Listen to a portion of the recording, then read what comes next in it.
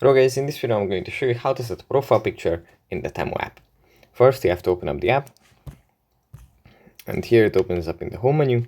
From here we just go into the U menu, then tap on our name, then tap on our profile picture, and here if we tap on our profile picture again, we can set the picture by selecting one from our library or taking a photo right now. So whichever fits our needs, whichever is more convenient, we can just tap on that. Either way, it's going to ask for permission to access those folders or the application in the case of the camera.